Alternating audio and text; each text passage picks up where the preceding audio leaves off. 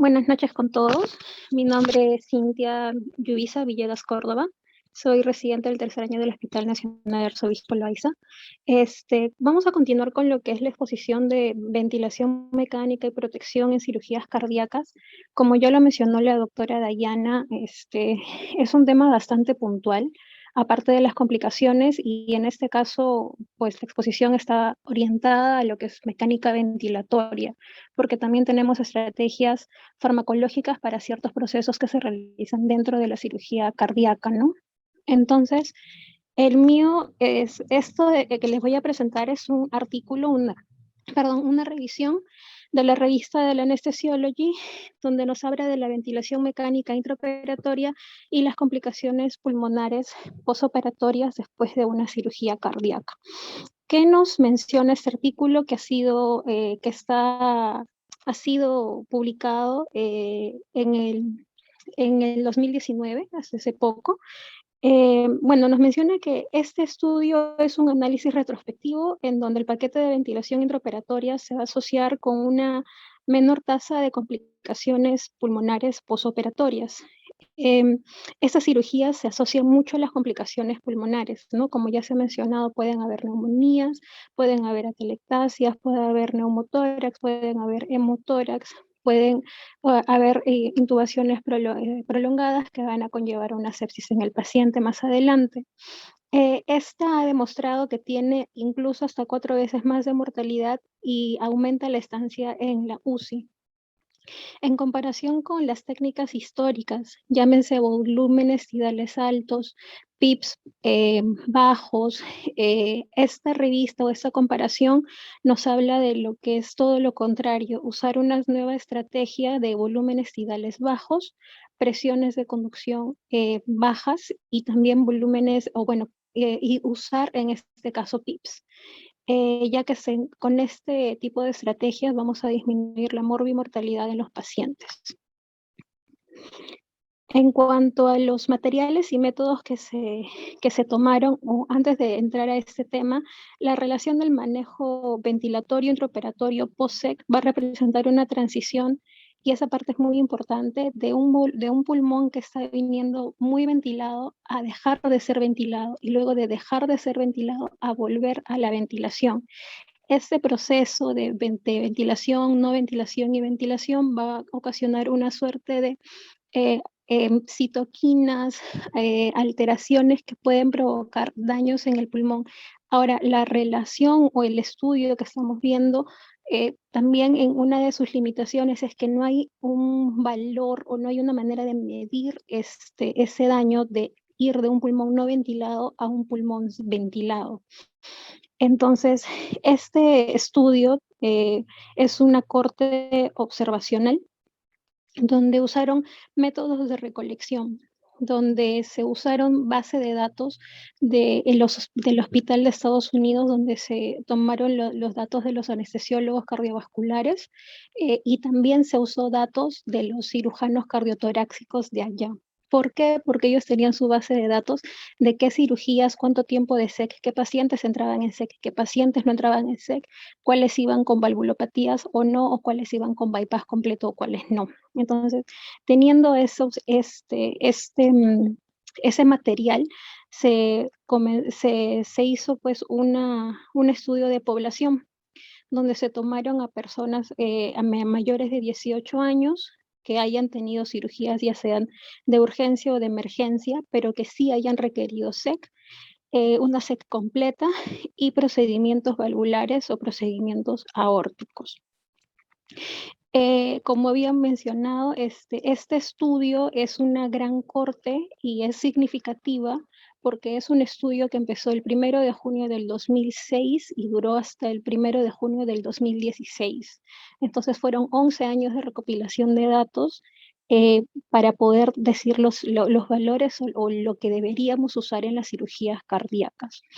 Los criterios de exclusión fueron pacientes que hayan tenido ventilación mecánica posoperatoria es mayor y mayor de 60 días, pacientes que hayan requerido intubación con doble lumen y pacientes que hayan requerido es lo mismo ventilación unipulmonar y pacientes que hayan sido ASA 5 o ASA 6, o algunos pacientes que han requerido usar ECMO. En estos pacientes se han excluido.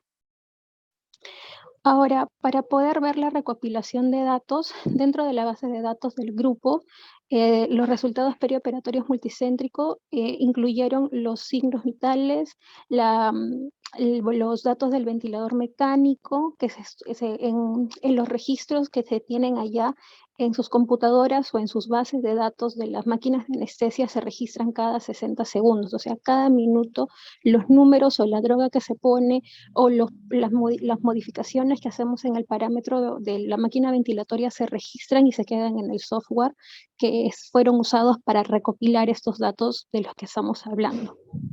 Entonces, la base, por ejemplo, de datos de los cirujanos torácicos identificó que a los pacientes codificados de los que, como pueden ver acá el número, aquí el número, 5.365 pacientes en total fueron los reclutados, pero solamente los pacientes que fueron incluidos fueron 4.694 pacientes. De esos 4.694 pacientes, solamente 513, o sea, el 10.9%, tuvo complicaciones pulmonares. En cuanto a los procesos clínicos de atención, aquí mencionan desde cómo iniciaron su inducción y cómo mantenieron al paciente. Por ejemplo, en su manejo anestésico perioperatorio quedó a opción de los que es el médico anestesiólogo cardiovascular tratante. Y era el que dirigía su equipo tanto de residentes como de fellows para indicar la medicación que iban a usar. En este caso, el estudio menciona que la inducción varió o fue usada con midazolam, con propofol o etiomidato en algunos casos, y como analgésico se usó el fentanilo y la morfina. Y entre los bloqueadores neuromusculares, allá usaban o bien el rocuronio, o bien el becuronio, o bien el cisatracurio. El estudio no menciona específicamente en qué paciente se decidía cada tipo de anestésico. Como acabo de mencionar, la revista es muy específica en decir que estos valores o el tipo de inducción ha quedado a criterio de cada médico cardiovascular. El mantenimiento, si fue con anestésico inhalatorio, en este caso se usaba el isoflurane, y la transición en todo momento, en todo el momento para salir de bomba, para salir en el traslado hacia la UCI coronaria, se usaba infusiones de propofol o dexmedetomidinas antes de ser llevado a la UCI. En este caso, y algo que sí me pareció bastante interesante, es que todos los modos ventilatorios de los cirujanos fueron un modo asistido controlado por presión con volumen garantizado. Entonces, eso sí fue algo que la mayoría, por no decir todos los anestesiólogos manejaban, ¿no? Con presión, pero con volumen garantizado.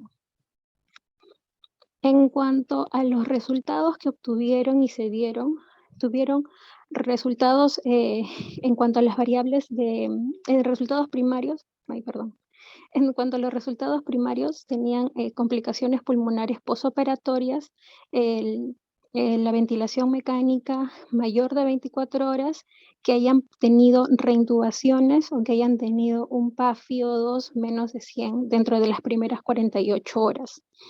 En cuanto a la ventilación con protección pulmonar, que son variables ya de exposición, se realizó con un volumen tidal menos de 8 miligramos por kilo del peso predicho. Y en el cálculo es 50 más 2.7 por la altura menos 60 en hombres y 45 más 2.3 por la altura menos 60 en mujeres. Y la presión de conducción, ahí me equivoqué, es presión pico menos el PIB.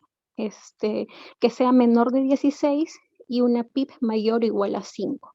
No en PIB 0, siempre todos los pacientes con PIB, con presiones de conducción, que es presión pico menos la PIB, que sean menores de 16 y volúmenes tidales menores de 8 por kilo de peso predicho.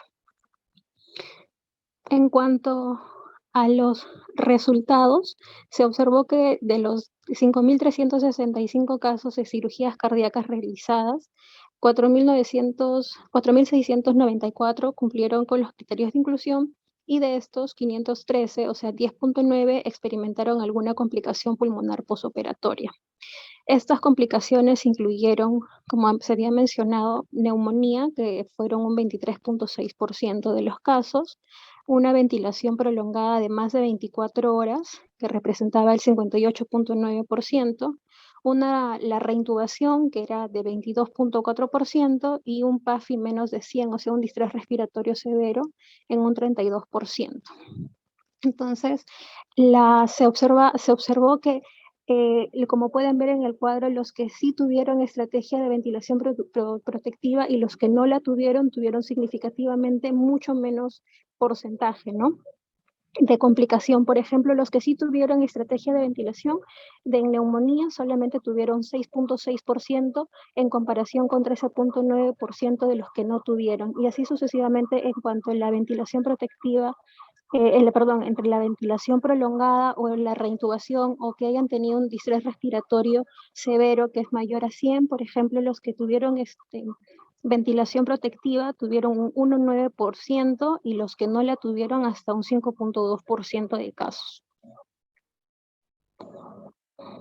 En cuanto a los siguientes resultados, y esa es la parte más interesante, como había dicho, la corte ha sido una corte de 11 años. Entonces, en este cuadro se pueden observar que desde el 2016, por ejemplo, se venía la tendencia a usar volúmenes tidales altos, mayores a 10, pero en los años se comenzaron a disminuir, y en el año, por ejemplo, 2017, se obtuvo hasta cortes entre 5, 7, 8 máximos de PIP, que mejoraban, que disminuyen las complicaciones posoperatorias.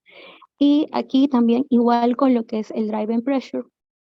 Antes usaban pequeños y luego en el 2016 se comenzaron a tener valores que iban hasta menos de 15, menos de 16, para que aseguren una mejor protección pulmonar. En cuanto a la PIP, se ve que antes como ven, hasta el 2009 estaba la tendencia a no usar PIPs en las cirugías cardíacas, y a partir del 2010 hasta el 2017 se ve que las personas o los médicos usamos PIP para obtener una protección pulmonar que va desde 5 hasta más. Ahora está en incremento, pero la base es del 5 para arriba, para que tenga una protección significativa en el paciente. En cuanto a la discusión, nos menciona el Anesthesiology que no todos los componentes de la ventilación protectora de los pulmones se asocian de forma independiente con la disminución de las complicaciones pulmonares posoperatorias.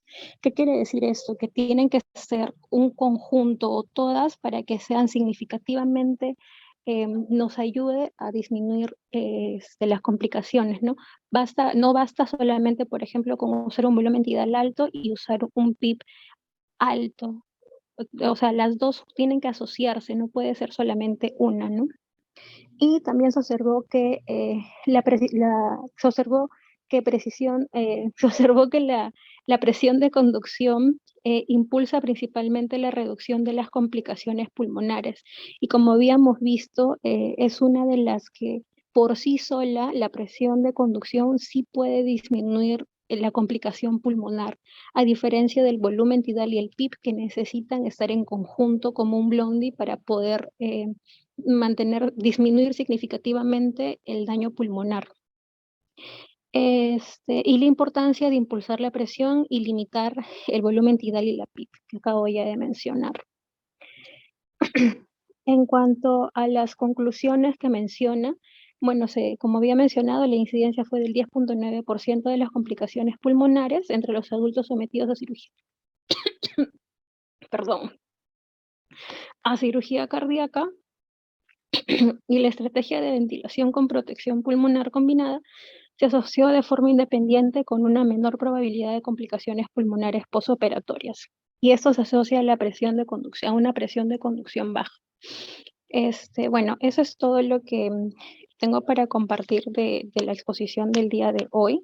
Solamente, como había mencionado ya la doctora Dayana, para hacer una ventilación pulmonar, una ventilación mecánica en una cirugía cardíaca, el principal daño que se crea no es básicamente por un volutrauma o un barotrauma, sino por un biotrauma. por la cascada inflamatoria que se desencadena en este tipo de pacientes. Entonces, por eso se basa no solamente en estrategias de ventilación pulmonar protectiva, sino también en estrategias farmacológicas para tratar de disminuir esta cascada inflamatoria. Por ejemplo, las intervenciones farmacológicas como las prostaciclinas, que se usan en otros países para tratar de disminuir este biotrauma, y también los inhibidores de la fosfodiesterasa como la pentoxifilina, que también ayuda a disminuir la cascada inflamatoria y así disminuir el biotrauma en el paciente. Y esas estrategias en conjunto nos ayudan a que disminuyan las complicaciones pulmonares posoperatorias. Y también tenemos que recordar que no solamente es ver al paciente dentro del intraoperatorio, sino también en el preoperatorio. Se recomienda que los pacientes que van a entrar a cirugías cardíacas deberían hacer fisioterapia por lo menos 2 semanas previos a la cirugía para así tener una mejor mecánica ventilatoria y puedan soportar mejor el momento de la esternotomía y el post quirúrgico.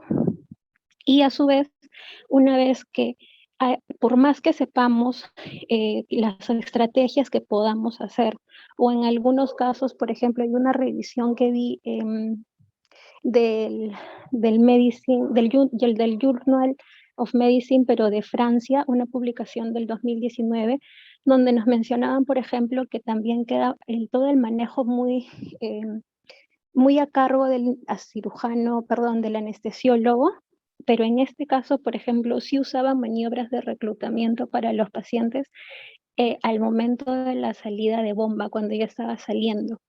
Pero también mencionaban que eso quedaba muy a disposición del médico y la coordinación que tuvieran con la UCI, porque por más que uno quiera evitar que hayan atelectasias en el paciente porque ha estado con el pulmón colapsado, el hecho de hacerlo va a provocar que el pulmón ya tenga un daño, o por así decirlo, ya ese alveolo se mantenga distendido. Y si yo no cuento con un ventilador mecánico de transporte o no puedo mantener mi PIP que estoy usando, con qué lo estoy dejando para que lo lleve a la UCI, le voy a provocar un daño peor al paciente al hacerlo. Entonces, este artículo nos mencionaba que solo si es que cuento con los medios de lograr una coordinación con la UCI y el momento de traslado, puedo o puedo permitirme hacer una maniobra de reclutamiento en este tipo de pacientes. Pero si no cuento con los medios, por más que sepa hacerlos, no se debería hacer porque le causaría un daño peor al paciente en el posoperatorio y prolongaría así su estancia prolongaría así el uso del ventilador mecánico con él. Entonces no se recomendaba. Bueno, eso es todo. ¿Aló? Gracias, Cintia, por tu exposición. Si hubiera alguna pregunta para la exposición del día de hoy,